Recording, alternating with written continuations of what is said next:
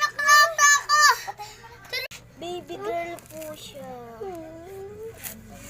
Pwede na po kayong tumayo.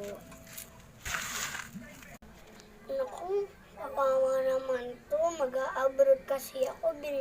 Bigay ko na nga lang to sa mare ko. Babalikan ko na lang.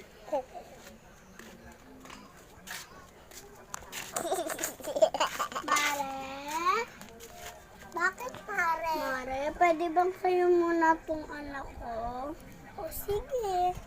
Mare, sa'yo muna. Alagaan mo ng ayos na. Saktong-sakto may gatas ako. Hello, Mare? Bakit, Mare? Kamusta na yung anak ko?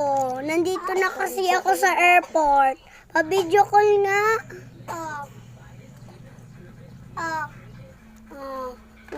Baby, bye-bye. Sa abroad muna si Mami. Pumunta be.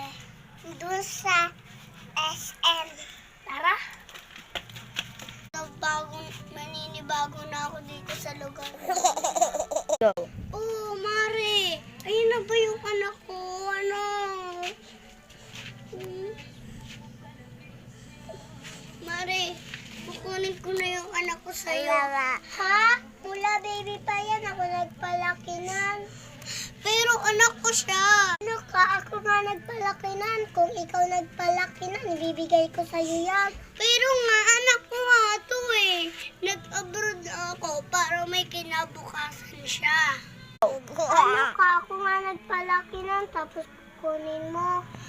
Eh, anak ko pa rin to.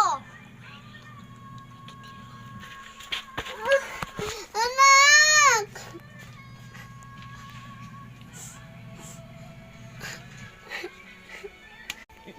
Lumipas ang ilang araw at umalis na ang dalawang magnanay. Nay, mag-abroad na tayo kasi ayoko nakikita mag-away kayo ni Mama dati. Sige.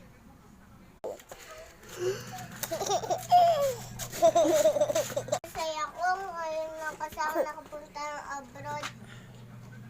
Tao po! Mami, may tao. Ano yun? Ibigay mo sa akin ang anak ko. Alam kong nandiyan ang anak ko. Kung hindi mo ibibigay sa akin ang anak ko, ang mga pulis ang kukuha sa anak ko. Anak! Part 2.